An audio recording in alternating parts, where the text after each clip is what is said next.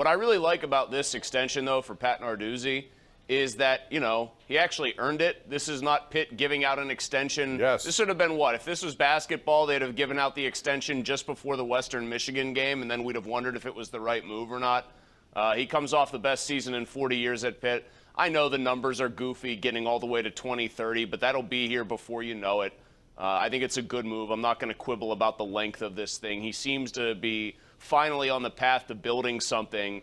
And if the transfer portal is something that he can work, Bob, to get quarterbacks in, if he can't recruit the traditional 4- and 5-star kids to Pitt, if he can get a Keaton Slovis, a guy like that regularly, then I think that Pitt could end up being in much better shape than we would normally have anticipated for a while.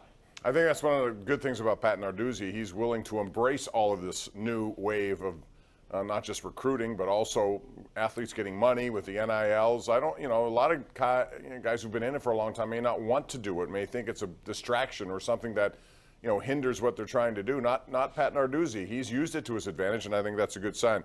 That brings up our tweet of the day. I'm going to bring it up early tonight because it ties into this topic, and it came from Louis Riddick. Pat Narduzzi, responding to Lewis, said, "Hey, Lewis, we're going to keep working hard every day to bring you more championships, Pitt, and make you proud." Of course, Louis Riddick is a former Pitt Panther, formerly of Monday Night Football, now auditioning for potentially a GM job, which led to this response by Riddick. "Already proud, coach. See you soon." In this cryptic world of Twitter, Chris, people read into everything. And a lot of people are looking at that and says, see you soon? Is that a clue? Is Louis Riddick coming to Pittsburgh to be the new general manager? Maybe he's coming to Pittsburgh to have another interview in that process still. I would put my money on Brandon Hunt getting the job if I had to today. But this would at least suggest that Louis Riddick thinks he's going to be around here to talk to some people, be at that facility.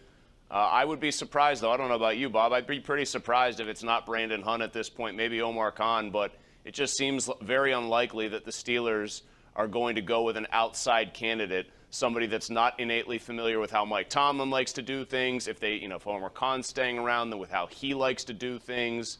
I think they want somebody that's been in that building. I think they may do both. I mean, that was one of the thoughts going into this. You could have kind of a dual GM / capologist, both having different say in what goes on. We'll see. But it's gone on for an awful long time, and there are 16 candidates involved with this. Chris, Mike Tomlin is down at the owners' meeting. Kevin Colbert and Matt Canada were up at Sam Howell's Pro Day today, so they've covered their ground with quarterbacks. Most people believe this is something that will lead to a selection of a quarterback, and I would think that it depends on who that quarterback is, because obviously they all are good athletes and good potential quarterbacks, but that's the key. You have to decide on one, not all, and if the one they may like isn't there, then I don't think they're going to take a quarterback. But at this point, every indication is they've put a lot of time and effort into quarterbacks. Well, don't you get the sense, Bob, that you say that if the one they don't like isn't there, they're not going to take them? I think it's a sign that maybe if they've been doing all this homework, they've almost found a way to talk themselves into any of these guys, right? Like, you can make an easy case. All right, Kenny Pickett, the tape is there, the experience is there. He's in your backyard. You've seen him play big games against NFL-caliber defenses like Clemson last year.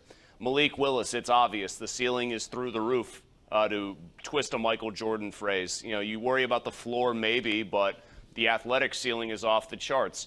Matt Corral, scrappy, very good runner, very good arm. Probably not going to translate as a runner because he's not the biggest guy, but the arm is plenty good enough. Desmond Ridder. I mean, we had the director of the Senior Bowl on today on the PM team, Bob, and he just raved about Desmond Ridder. Said that's a guy at Cincinnati who is flying too low under the radar, in his opinion. That his name was Jim Nagy, who runs that Senior Bowl. He said Ridder is a program culture changer type of guy, great kind of feel for the game, great mental side of the game, great makeup. The inaccuracy is a little troubling, but that's it with him. And so I look at this, and I think they could have easily talked themselves into any of these first four guys. And here's the other thing. Here's the wild card. Kevin Colbert was there to see Howell. Matt Canada was there to see Howell. It was no secret that after Howell's sophomore season at North Carolina, they liked him the best. It was obvious.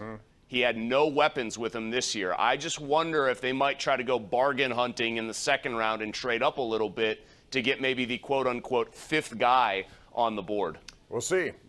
That's still a month away, so we still have a lot of breaking down to do on some of these positions. We're going to take your calls coming up next. It's 412-575-2600. If you would like to be part of the conversation, call it right now.